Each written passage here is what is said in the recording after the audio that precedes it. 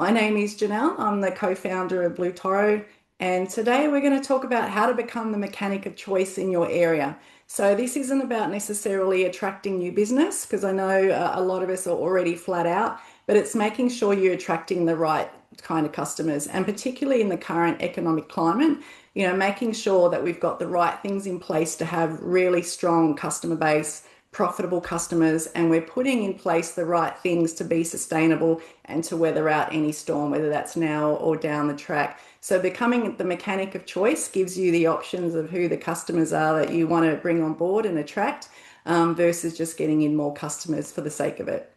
So as I said, take notes. I'd like this to be a little bit interactive. So this isn't about kind of sitting there and listening and getting around to it later, but certainly build your own action plan as you go. There is a fair bit of content, and not all of it you're going to find relevant. Some things you might do really well. Other things are going to stand out more than others. So certainly write them down. And if you can take away at least 1 to 3 things that you can implement in your business really quickly and easily, then that's the goal here. So just think of that as we run through. I'm joined here by Rebecca, who's an account manager for for many of our partners. She's in charge of partner success and one of our partner advisors. And I know she knows some of you that we can see that are with us today. Rebecca is in charge of the Q&A, so you should have a button at the bottom of your screen that says Q&A. Use that to ask questions, and Rebecca will pipe up with questions as we go along. So if the question is super relevant right now, then Rebecca's going to kind of put up a hand and ask the questions on your behalf. If it's something that we're covering a bit later on, then we'll probably wait until we get to that part of today. So I guess I just wanted to start with kind of recognizing that, we all know what's going on. We know fuel prices have gone up, and then that kind of leads to costs of living going up, costs of expenses in our business going up. It also leads to customers starting to maybe price shop or cut costs or extend service intervals. So I just wanted to start with asking, what's happening in your business right now? So if you can just pop something in the Q&A or the chat and just let us know what's going on, what part of the country you're in, and are you seeing anything? And it might be there's no impact yet, and that's great. But it'd be good to just get a sense of what's going on, and then we can make sure we're kind of going in the right direction today.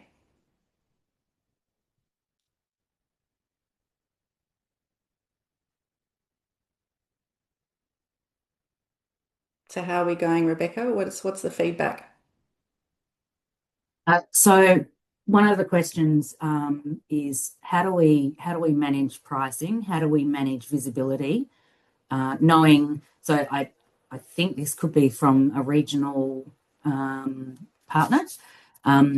So it's understanding, like, how do you manage that impact? What kind of customers do we want to have in our business, and how do we manage it? Also, another question is customers pushing back, managing that conversation as well. Okay. And I can see a comment around in Brisbane, there's little servicing work. Servicing.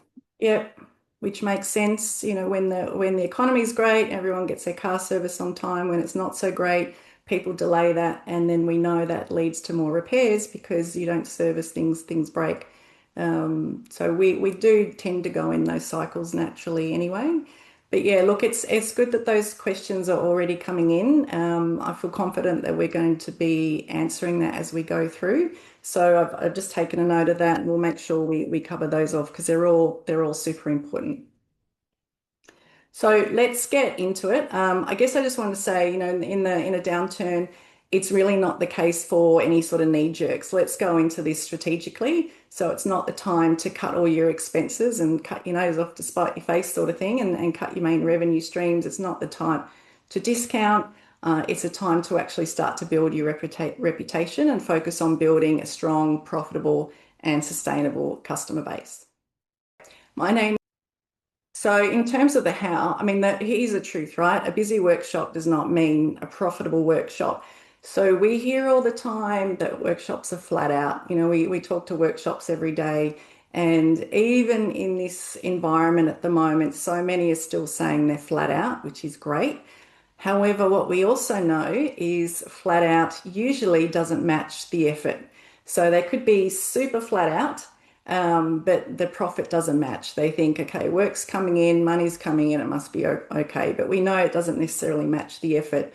And certainly, if that's the position you're in, so you're in kind of what we call a bad busy or a crazy busy, it doesn't really protect your business from economic downturn as much as it does anyway if you've got strong, profitable, sustainable customer base. And the way we do that is we really start to understand who our target customers are and being the mechanic of choice specifically for those customers. So, what do we mean by that? A flat out workshop is often the ones that are attracting the price shoppers. They're the ones asking how much. Random jobs, and that could be, one day you're doing a service on a new Corolla, the next day it's an engine overhaul and a 25-year-old Falcon, and everything in between. The work can be inconsistent, so some weeks are just busier than others, or the customers coming through are inconsistent and not repeat, which all leads to lumpy profit.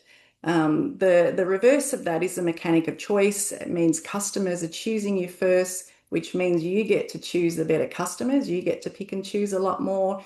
It means better jobs coming through, steady work, and obviously stronger profit.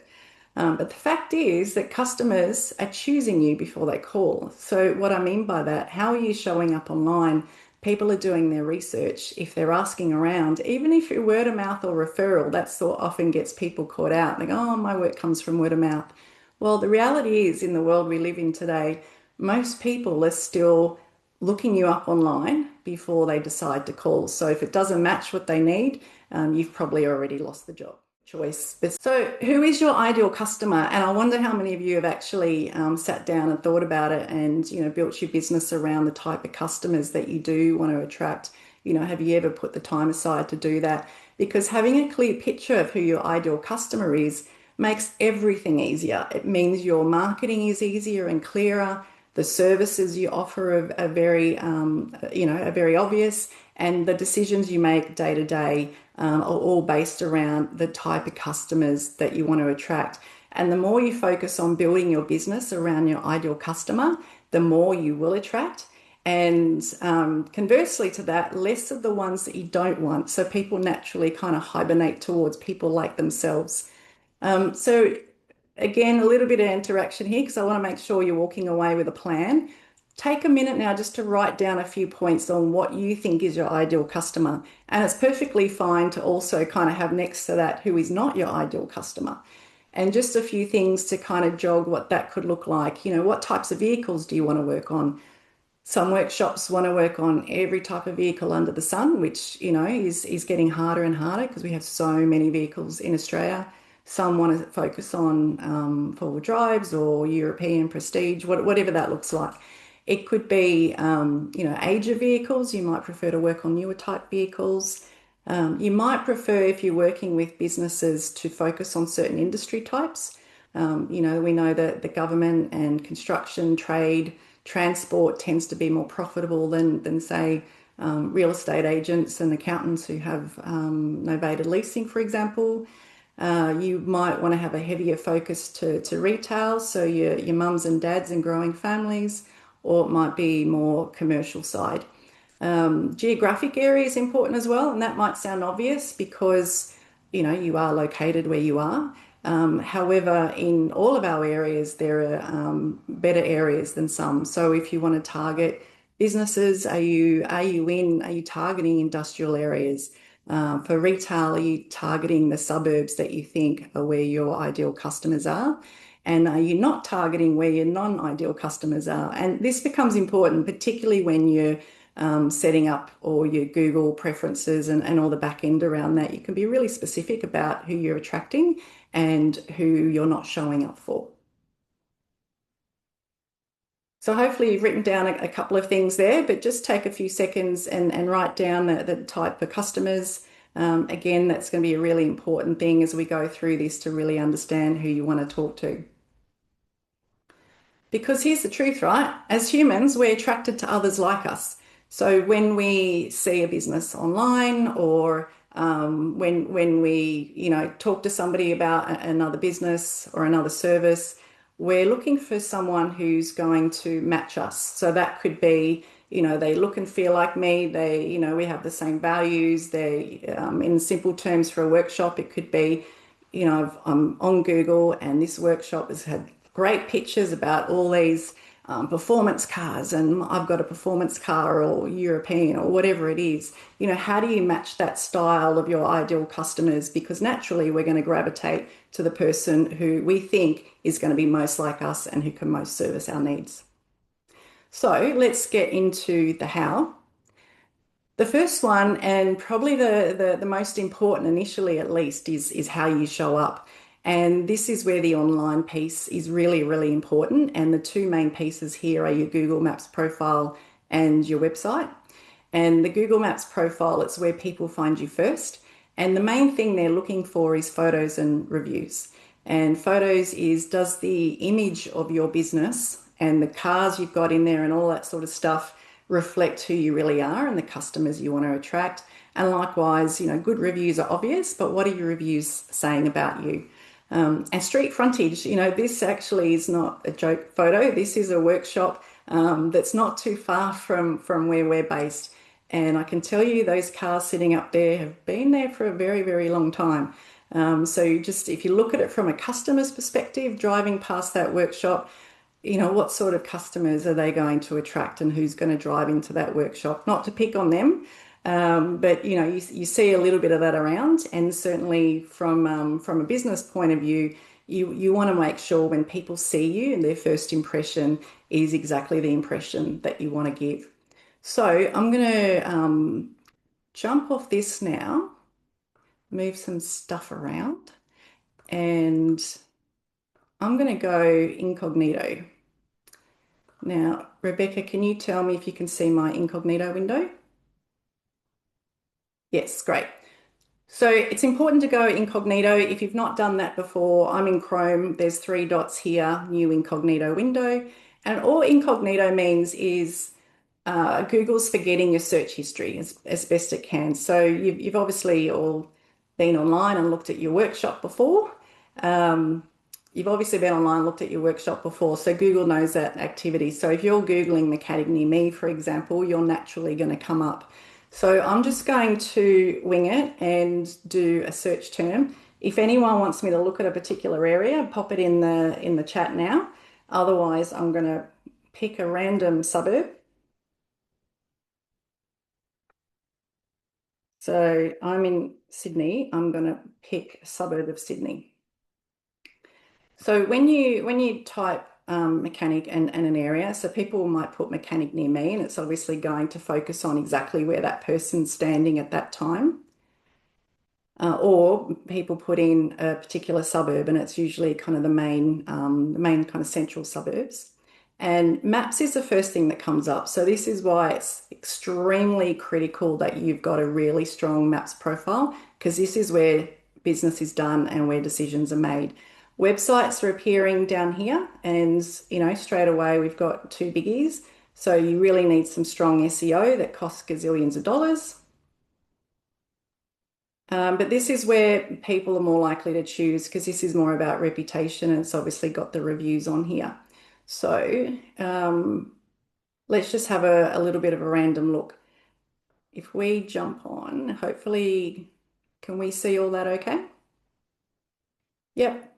I'm just not picking anyone in particular. I'm just trying to do this a little bit random. What I encourage you to do is to look at this from a customer's perspective, not from your perspective. Now, the first thing I'm going to see as a customer is this first photo. And then there's some supplementary photos. But this first photo, which is your cover photo, is really important. Does it actually present the right image? There's nothing wrong with the one that's on here now. But if I look through this and they have, can I make that go up a little bit higher? They've got looks like they're doing some European cars. Does their workshop look clean? So, I mean, you can make your own judgment about this one, but obviously, That's the type of work they might be trying to attract. There might be European specialists, but then in terms of reviews, there are people obviously look at the number and the rating. So obviously, number of reviews and ratings is important. We know that. But what are people actually saying in their reviews as well? So are people actually talking about the things that you want to do, the type of work that you want to attract? Or are they saying, they've overhauled the gearbox of my 25-year-old Falcon and it's really not work that you want to do? What are they saying? Because these reviews are all keywords as well. So if people are searching for a particular type of job or particular attributes about your business, reviews play a huge part in how you're being found as well. So something important to note. And again, if you're attracting the right customers, doing the right types of jobs, that sort of stuff naturally happens. So I'm obviously picking the top ones here. This particular business has no photos. So this is the street view. This is what Google Maps sees, a whole bunch of old cars sitting out there. So if I'm looking at this business, the first thing I see is that. And again, you can make your own kind of judgment on that. What sort of customers is that business going to attract? And the fact that they've got no photos on there, they really don't have much to say other than the reviews that are on here. They also don't have a website. They don't even have a business description. So they're not actually really telling us anything. It's good that they've got a bunch of reviews and they've got a high rating, but I don't know much about this business from here. I can't even click through to a website. This guy, again, not too many photos, bit of a messy workshop, some engine parts. What you might not have observed, some older cars as well as some fancy cars, is most of the profiles don't actually have people in it. And what I found is mechanics don't like photos of themselves. Oh, here we go. Here's one.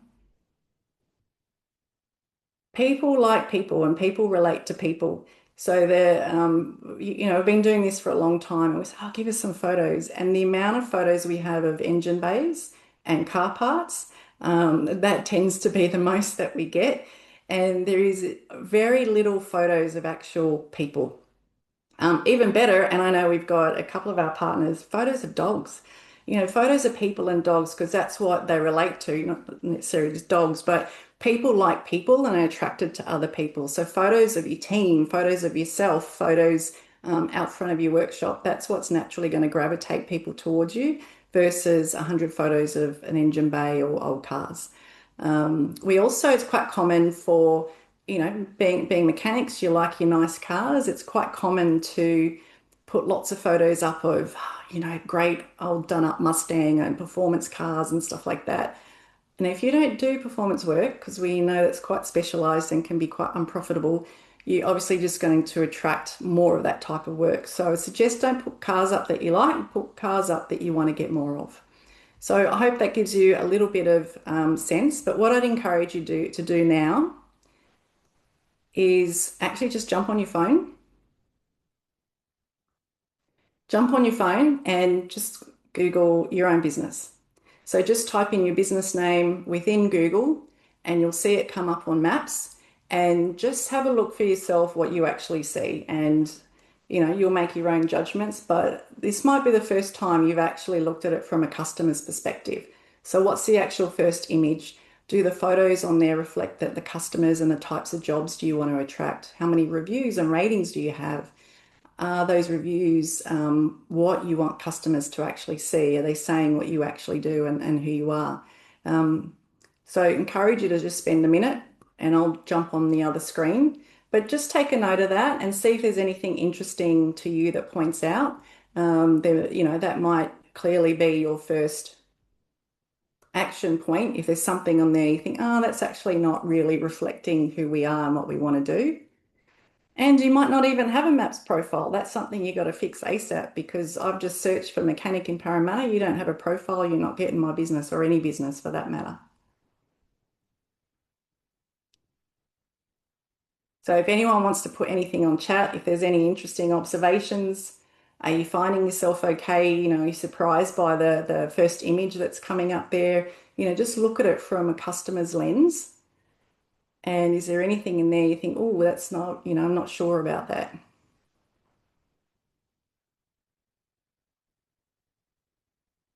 Okay, there's a couple of comments about the photos. Usually there's not enough. Usually people don't realize which photos are going up as the cover and which one Google's going to see first. But yeah, do that in your own time as well. Maybe do that with someone else in your business and just take another look at that and see if it's something that you're, if it's something that you think needs some work. But the fact is, cheap workshops attract cheap customers and A-grade workshops attract A-grade customers. We've had this notion for a long time. We don't officially really grade customers A through to D, but I think most people get the concept of an A-type customer. They're the ones who, they don't complain. They're happy to pay the price. They've got a type of vehicle you're happy to work on. They don't neglect servicing. They're just really easy to deal with. It's good, regular, profitable work, and they refer you to others. Um, and the D grade customers are the ones who usually are the problem children. They argue about everything. They don't want to pay any money. They have the problem cars that you fix one thing and there's 100 other problems and you're to blame. So I think you'll have your own kind of notion of what that looks like. But if you look like a cheap workshop, you're going to attract them. If you look like an A grade workshop, you're going to attract those types of customers. And right, here's the clincher. Like I said before, even if you think that a lot of your business is coming from word of mouth and referrals, which is great, they're still going to Google you first. Most people will still Google you first. And again, you're going to attract how you show up. So the next thing is, Rebecca, yes. Just a question that's come through. Should I use AI to help me with my photos, promoting my business and etc. with Google Maps?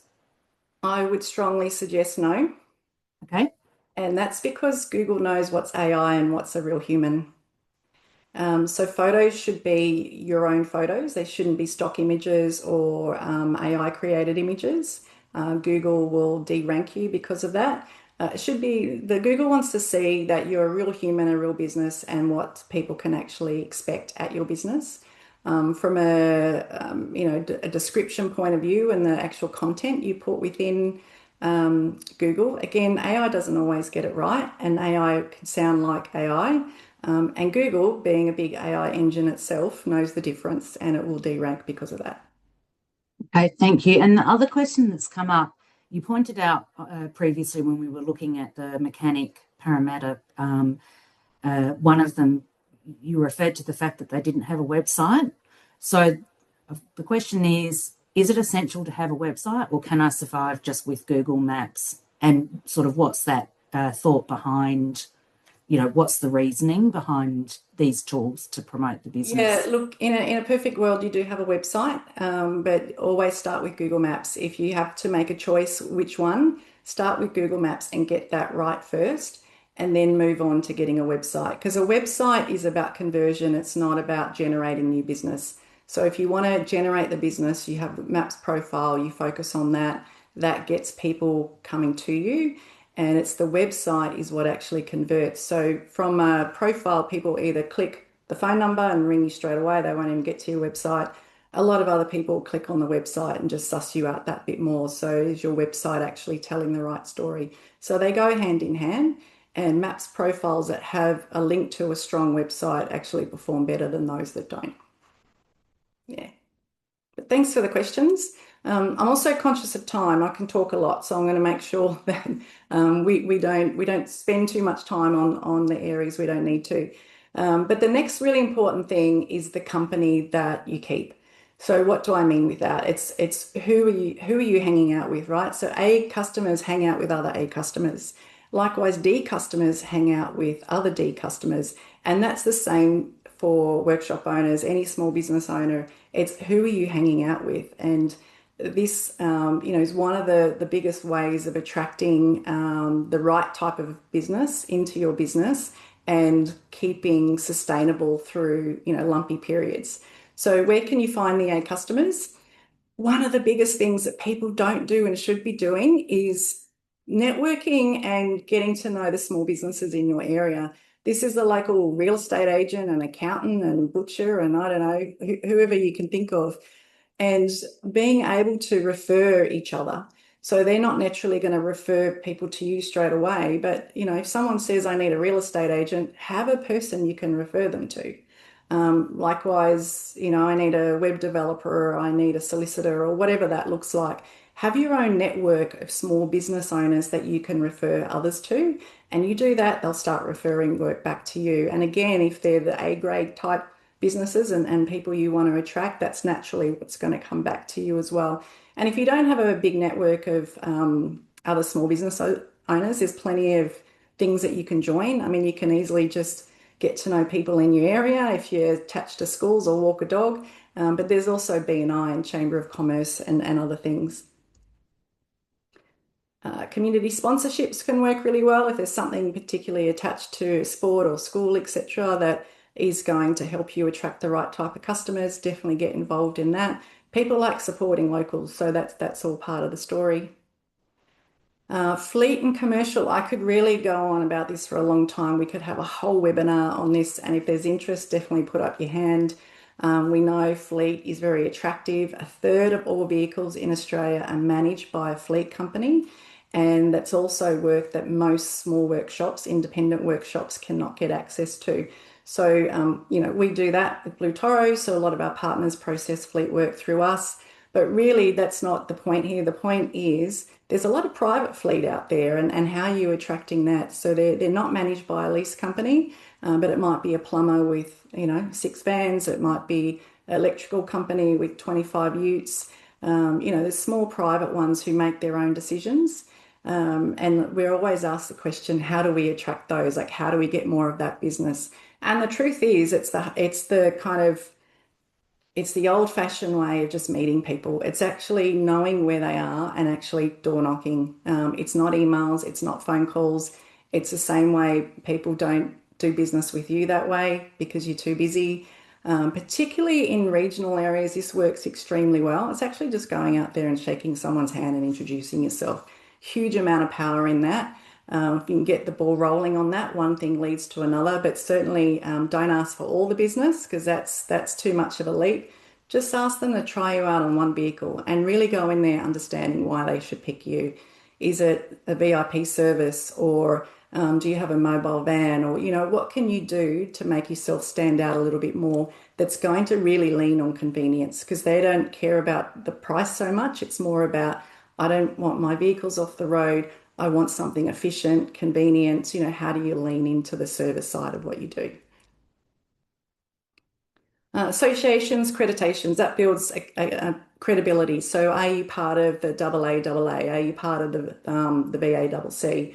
Are you part of an industry association? You can put the logo on your Google or your website and any accreditations like all your licensing, any qualifications you've got, any awards you've won, all of that starts to build credibility.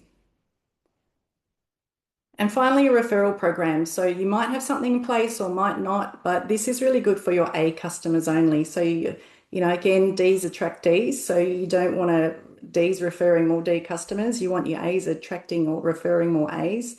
So you could put a simple referral program in place, or it could just be as easy as asking them. So, do you have any other small businesses you work with that need their cars serviced? Do you have any other cars or family members who need their cars serviced? Asking the question is the first step and it goes a long way. You show up. So who to say no to and in fact who to say yes to. So who do we say no to? We've already kind of covered that D attracts small d. And it's okay to actually say no to those customers. So it's amazing to me how many small business, as a small business thing, and it's an Australian cultural thing, we don't like to say no.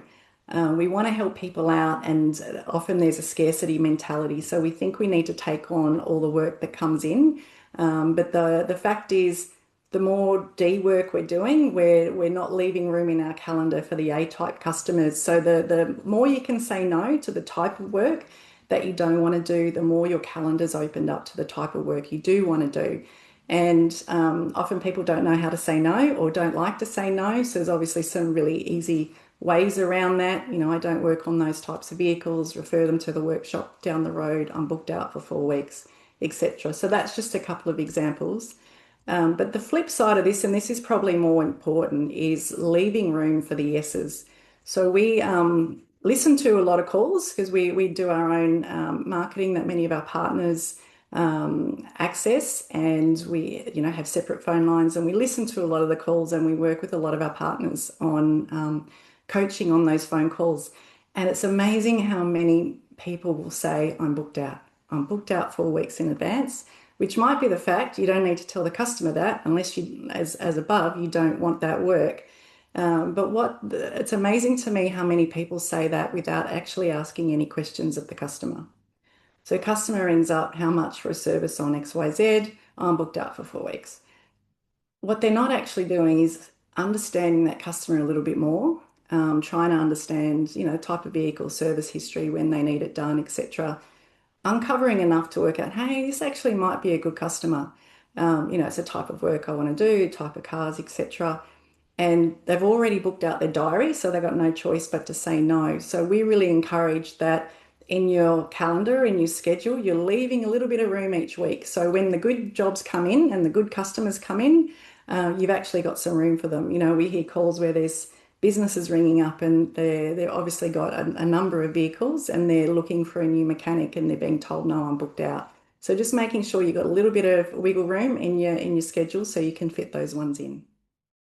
And how you price is a big part of it as well. And, that might sound counterintuitive in this economic climate, but pricing is a big deal. If you think about it, if you're really cheap, you're scaring away the good customers because they just think something's wrong. If you're too cheap, if you're discounting, if you're not lining up with the rest of the market, if they've shopped around and you're much, much cheaper, you're attracting the wrong type of customers and you're detracting the right type of customers. So when someone asks how much, it's because they don't know what else to ask. So this goes into the whole price shopping conversation.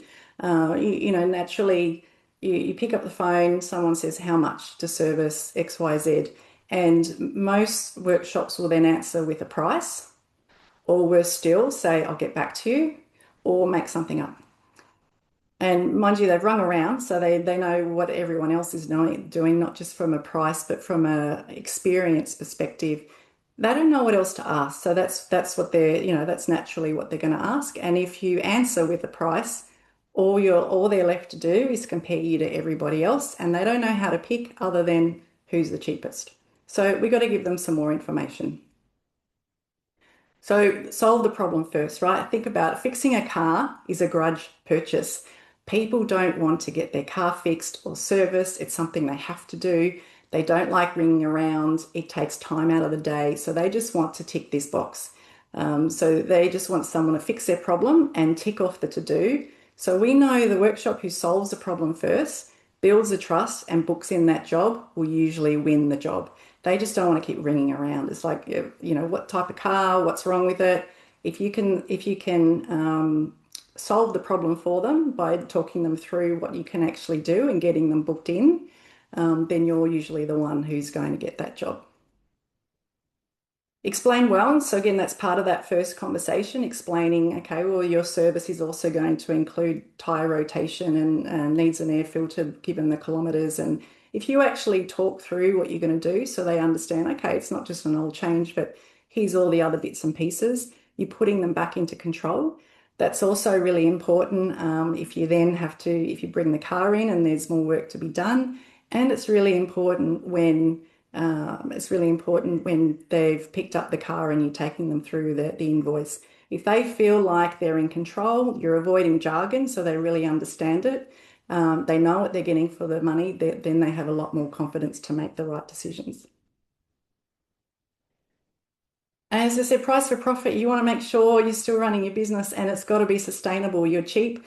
It's harder to put your prices up, so you want to keep maintaining your profitability, but find out ways you can manage your expenses by making sure your rate card is aligned to any price increases. And I know, again, that's counterintuitive, but your prices are going up at the moment. You want to make sure your margin is protected as much as possible. And people know about hourly rate. That's the easy one. What most workshops get caught up in on the price discussion is the parts markup.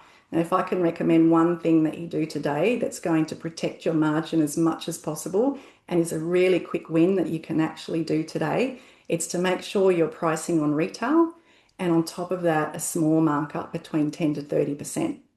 There's so many workshops who are quoting on cost, and I'll exclude heavy vehicle from this because commercial heavy vehicle, different rate card, different kind of ball game. But in the retail space, it's very much around retail plus parts markup, and that means if you're getting discounts from a parts supplier, you're getting an even better margin there. But from a customer's perspective, they might ask you about the hourly rate. They're not asking you about the parts markup, and it's it's an easier one to make some incremental changes that the customer doesn't really feel, but certainly over the course of a week and the course of a month, it makes a huge difference. And if you do a shop around, that's how everyone prices. It's just the industry benchmark is retail plus 10 to 30%. So any questions on that before we move on, Rebecca? I know I've got a couple of things still to cover off. No? Okay. Lastly, it's the experience must match the customer. So A-grade customers expect A-grade experience, and if you're not providing that, you're obviously going to attract customers that aren't necessarily A-type customers. So think about your target customer again. If you go back to who that target customer is, and it might just not be about A customers, it might just be you want to specifically target a certain type of customer or vertical or type of car. What do their customer expect from your first phone call? So we call this the moment of truth. So the moment of truth is that first experience they have with you, the first phone call, the first visit, the first follow-up. Is that a perfect experience? Is it a great experience or not? Because that'll determine whether they come back and what they say to other people. So on the first phone call, are you answering the phone? It's amazing to me how many phone calls go unanswered. If it's not being answered, what's the voicemail and what's the follow-up process like? When you do get them on the phone, are you able to solve the customer's problem and adequately quote and book in quickly? What's that first visit like? What does your workshop or your van look like? How is the customer greeted? How are you managing the pickup process and invoicing? Have you left the vehicle clean? And what's the first follow-up? And not many workshops actually do this, but it's the clincher in terms of getting your customers to come back. You're almost guaranteeing them to come back. And obviously these are the good ones that you're targeting, is do you actually check in with them, particularly a brand new customer who's used you for the first time? Are you ringing them a day, 2, 3 days later and just check in, make sure are they happy with the service? How's the car going? Is it running okay? Is a problem fixed? Is there any other issues? People really, really, really appreciate that you've taken the time out to do that. And the flip side of that is if there's still an issue, you've caught it then. You haven't let the customer dwell on that, tell others, do a 1-star review, whatever that looks like. You've actually nipped it in the bud and been able to solve the problem. But you've also won a loyal customer just doing that. So an action not for now, but take it away in terms of the plans that you've got. Hopefully you're jotting down a few ideas and a few things you want to do in your business. But actually try and mystery shop. Like when's the last time you mystery shop your business versus your competitors? And maybe you don't do that because people know your voice or know you, but maybe somebody else can do that. Just ring around and it's about price, but look for the actual experience. What is the conversation? Are they able to solve the problem and do it quickly and price properly, etc.? When are they able to take bookings? Do they do drop off? All those sorts of things. So just understand what your customers or potential customers are hearing from other workshops. We usually find when we go through that process with our partners, it's a real eye-opener. So definitely suggest that you do that. And don't just pick on the independents. Contact the bigger guys as well, because people are also ringing the dealer, they're ringing, the big brands, etc. So how do we put all this together? How do we make this land today? As I said, I want you guys to walk away with something. I want you to walk away with some quick things you can put in your business. It's actually going to make a difference. And it's very easy to kind of listen and get some ideas. And then, we know how it works out. We're all busy. So far you've worked out your target market, you've reviewed how your workshop shows up on Google, and hopefully taken away at least a couple of ideas you can implement in your workshop. But of course, we all get busy and so many things get put in a later pile. So I wanted you to walk away with something you can get some traction on today and actually start to build some momentum and actually start to strengthen your business so you are becoming that local mechanic of choice. So how do you get some traction quickly? The first step is to nail how you're showing up online. That's the beginning of the whole customer journey. Whether they're, a brand new customer or referral, they're searching for a new mechanic, whatever that looks like, the first step is always Googling. So how do you actually show up online? Um, and if the right customers are searching, are you being found? And importantly, are you being chosen? So the easiest way to really understand what's happening online is to improve your presence and to run a Google Maps audit. So many of our partners have done this. Some of you online I know have already done this, but I just wanted to quickly show you what that looks like. This is not, I'm not picking on anyone in particular here. This is not a partner of ours either. But this audit, looks at the back end of your Google Maps profile and gives you some feedback. So it gives you a score, and it then tells you an approximation of how much revenue you might be missing out on based on the search volumes of, the relevant searches in your particular area. So the audit will go through, the greens and the reds. Obviously, the reds are the things that you should be focusing on, whether you've got keywords in your business description, how frequently you're getting the reviews coming in, are you posting and putting fresh content, are your posts keyword optimized, do you have a full services list, and importantly, descriptions of that service. And that's probably the number one thing that businesses miss out on is having descriptions, keyword optimized descriptions in their service list? And is your service area reflecting where people are actually searching as well? It also tells you who your top competitors are. It'll show you some examples. So in this particular one, these are the services, but there is no description next to each of those. And this thing's really cool. It just shows you how you're coming up for your keywords. So this person's put in the keyword of mechanic, auto repair near me. And what this shows is all those red dots are bad. It just says they're 20 plus, so they're not even on the first page of Google. And when you work on your profile, you want to make sure you've got as many greens as possible and getting in the top three for as many as possible. So the audit's really cool. And if you haven't done that, I definitely suggest that you do that as a next step. And if you haven't done it, we've got the ability for you guys to do that. It's a free audit. We're able to give it to you for free today. There's a QR code there. You just have to scan the code. You can even do that right now. It takes about 2 minutes. They'll ask you to be logged into Google and the Google account that's got your Maps profile. But within a couple of minutes, you'll get a snapshot just exactly like this. And it's going to give you some insight into a couple of things you can do really quickly and easily on your Maps profile that's not only going to improve your rankings, it's also going to improve how you show up so you make sure you're attracting the right people. And I just want to show you what that means for our actual partners. So this is one of our partners, and I'm sure he won't mind that we're showing you this, but we do a dashboard for all of our partners, and I know we've got some online now, and you haven't seen this yet. This is all brand new. We've been building this over the last few months. We're building currently an online version of this as well, so you can log in at any time. But we're now a Google approved partner, so we've got access to some really cool tools, systems, software, and we're able to do a whole bunch more than what a regular business can or many agencies can.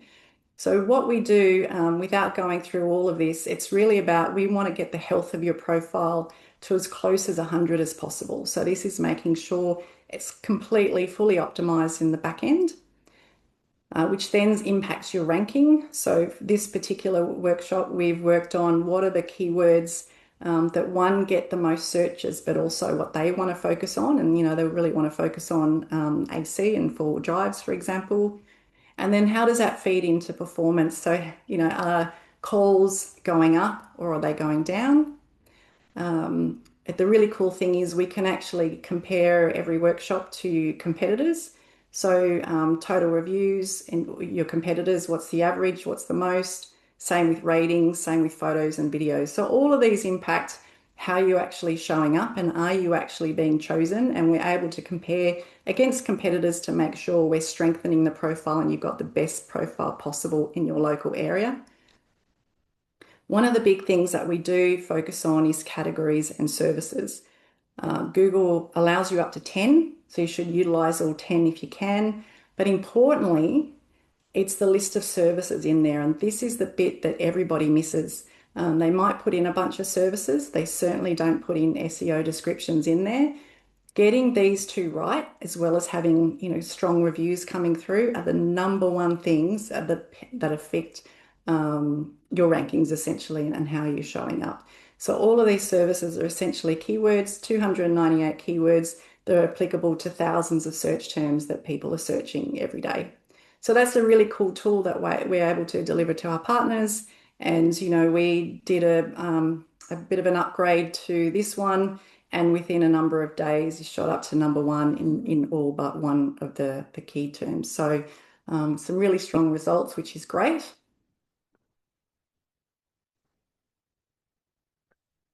Now, DIYing your Google is tough. It's like someone doing a DIY car service is how I always look at it. And we know everyone gets busy. It's easy to make a few changes. It's harder to do it right and then keep it going. As I said, in the first step in becoming the local mechanic of choice is how you show up right now on Google Maps. Get that right, and everything else becomes a whole lot easier from there. If you haven't done the audit, I recommend this next. It's free and takes about 2 minutes. Again, there's the QR code. If you have done the audit, or you don't yet have a MAPS profile, or you just want to get stuck into it and improve it, we're happy to jump on a call and book some time with you just to look at your profile and be able to point out what we think are the next 3 things you can do on your profile that actually makes a big difference. Some things affect Google more than others. Some are a bigger priority than others. So we'll point those out to you so you can get some quick wins. And of course, if you want an expert to manage it for you and get this right, which is a very crucial part of your business, then we're happy to discuss that as well. But you've got a QR code for both, so jump on and at least take a photo of that if you want to take some action on that now or later. And we have run a little bit over. However, if there's some questions out there, some burning questions, happy to take those as well.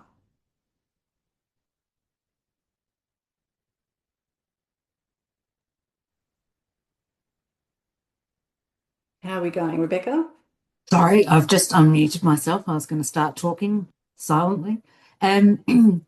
So I think, and this isn't a question, I guess it's just a comment. So, ideally as a business, it's a competitive industry. It's also competitive in the sense that, even in a small regional area, there's still multiple mechanics workshops. So I guess what are your ideas so that the aim is always to come up in the top 3 on Google, because if you're searching on your phone, that's what you see, Yep. unless you're going to do further research. So what are your hints around that? Look, I think it's really important, just stepping back a sec, that 80% of choices are made on Google Maps. So it's not through, Google Ads, yeah, it works, but it's expensive and you have to keep doing it. And it's certainly good from a short-term fix that I need lots of customers today. SEO works, but you've got to spend thousands and thousands and you're competing with big businesses with big budgets. Google Maps is where the decision's made because that's where the credibility is and it's what shows up first. And particularly most searches in our industry is done on a mobile.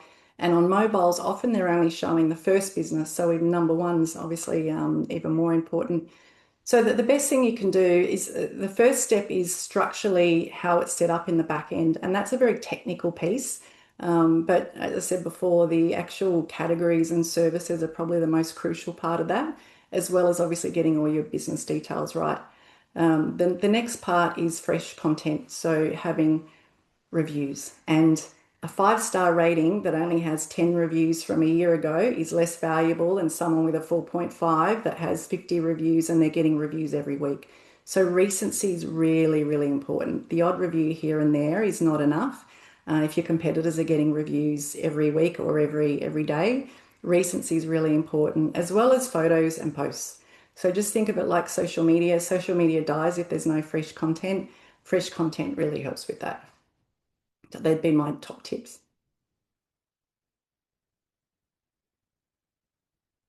Cool. Well, I hope everyone got something out of this. I'm really keen that, the environment today is a little bit sketchy and, in uncertain times where, what do we do next? But it's about getting fixing the right things and making sure we're, one, showing up online the way we want to be, and we're building the reputation and attracting the right types of customers. And that's really going to protect us, not just now, but going forward. It's also going to make you more profitable and happier because you're dealing with the people that you want to deal with. Of course, if you want to reach out and ask us anything further, or you think we can help, we're always available. But hope that you enjoy the rest of your day, and we'll see you on our next Talk Live. Bye for now.